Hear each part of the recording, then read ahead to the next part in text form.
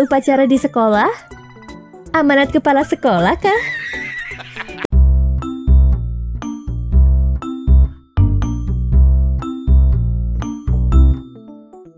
Assalamualaikum semuanya. Kita ketemu lagi di kelas Bu Setu.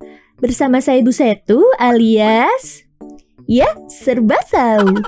Kali ini saya akan menemani anak-anak semuanya untuk belajar materi tema 7, subtema 1, pembelajaran 5. Marilah kita berdoa terlebih dahulu agar kita semua dapat memahami materi ini dengan baik dan agar bermanfaat untuk kita semuanya.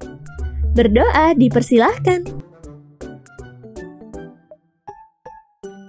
Berdoa selesai. Siapkan cemilan dan catatanmu ya, supaya belajar tidak cepat membosankan.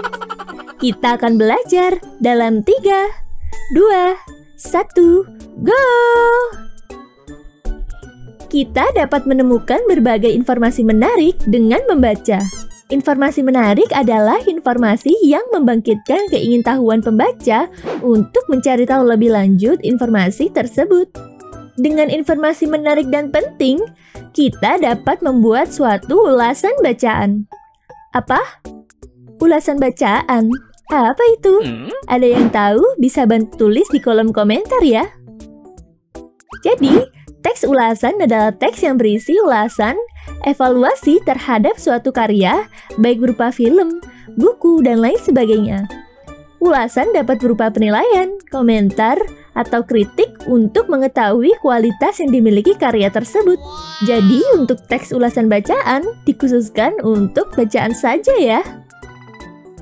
Di antara dua kursi berikut, manakah kursi yang membuatmu tertarik? Pasti kursi yang lebih bagus kan ya?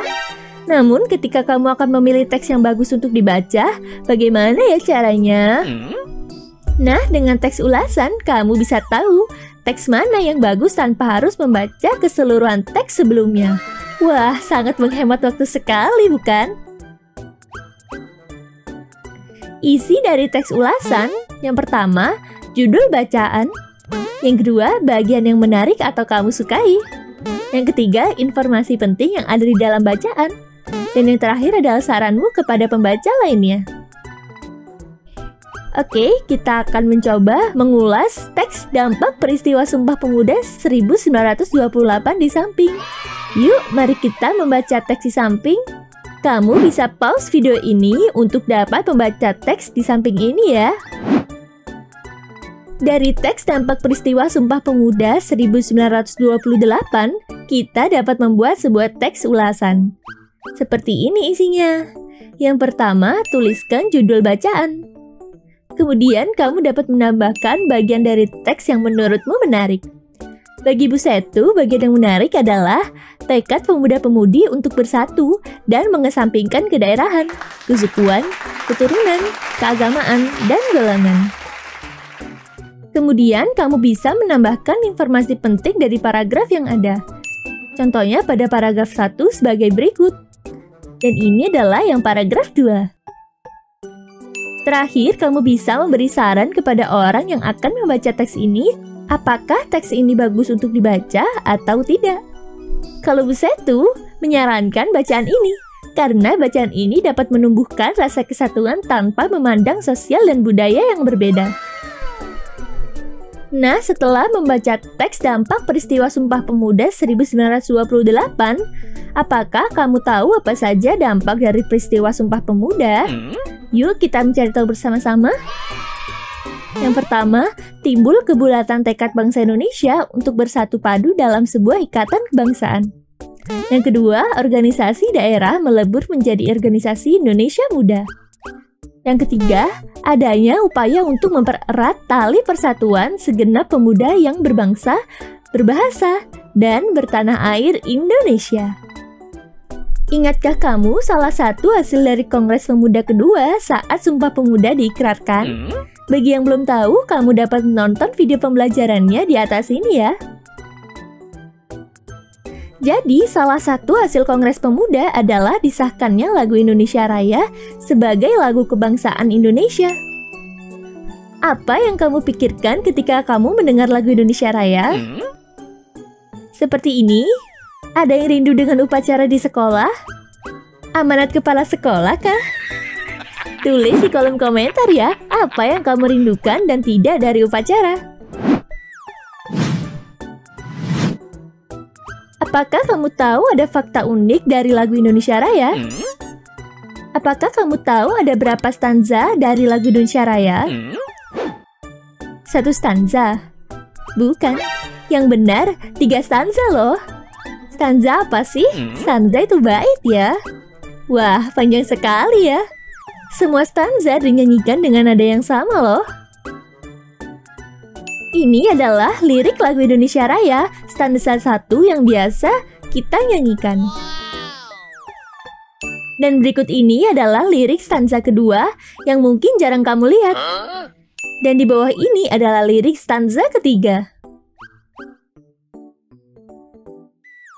Lagu Indonesia Raya dinyanyikan dengan nada Do sama dengan G. Kurang lebih nada dasarnya seperti ini ya. C, D, E, F, G. Nah, segitu ya. Tempo lagu Indonesia Raya adalah 4/4 kon bravura, yang berarti tiap birama terdiri atas 4 ketukan. Lagu Indonesia Raya harus dinyanyikan dengan penuh semangat yang bergelora. Itulah kon bravura. Wah, bel istirahat telah berbunyi. Kita akan bertemu di kelas berikutnya. See you! Selamat datang kembali di kelas sains. Kita akan membahas perubahan wujud benda. Ingatkah kamu kita telah membahas ini sebelumnya? Yang mau mengingat-ingat kembali, kamu bisa klik video di atas ini ya.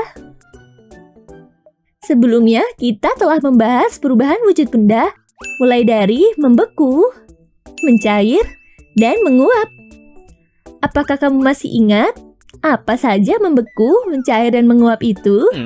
Tulis di kolom komentar ya. Nah, kali ini kita akan membahas perubahan benda dari gas ke cair, yakni mengebun, gas ke padat, yakni mengkristal, dan padat ke gas, yakni menyublim. Pertama-tama, kita akan membahas perubahan wujud benda menyublim. Menyublim adalah peristiwa perubahan wujud benda padat menjadi gas. Menyublim dipengaruhi oleh suhu yang panas. Berikut adalah contohnya. Apa nama benda ini? Kamper atau kapur barus. Kamper ini jika kita letakkan di udara yang terbuka, lama-kelamaan akan habis tanpa meninggalkan jejak. Lalu kemana perginya? Jadi kamper ini akan berubah wujud menjadi gas, bukan tiba-tiba menghilang ya. Yang kedua, mengembun. Perubahan wujud benda ini merupakan peristiwa perubahan wujud benda dari gas menjadi benda cair. Perubahan ini memerlukan energi panas. Saat hujan tiba, kaca mobil akan berembun, dan biasanya kita mencoret-coret nama kita di situ. Embun berasal dari gas yang berubah wujud menjadi cair dan menempel di dinding kaca. Yang terakhir, mengkristal. Mengkristal adalah peristiwa perubahan wujud benda dari gas menjadi benda padat, dan peristiwa ini zat melepaskan energi panas. Apakah kamu pernah melihat salju? Kalau belum, kita sama. Tos dulu. Salju merupakan contoh benda yang mengalami perubahan wujud dari gas menjadi padat. Menyenangkan sekali ya pembelajaran kita hari ini. Mari kita akhiri dengan mengucap Alhamdulillah. Seperti biasa, bagi yang tidak sempat mencatat karena terlalu asyik menonton video, kamu dapat mengunduh catatan materi pada link deskripsi di bawah ini. Untuk para guru, PPT ini juga bisa diunduh sebagai bahan ajar untuk siswa-siswanya. Sampai jumpa di materi berikutnya. Jangan lupa like jika kamu terbantu dengan video ini, subscribe dan bagikan ke teman-temanmu yang masih kesulitan belajar daring. Belajar daring nggak susah kok. Bu Setu pamit dulu. Cek video lainnya ya. Assalamualaikum warahmatullahi wabarakatuh. Sampai jumpa.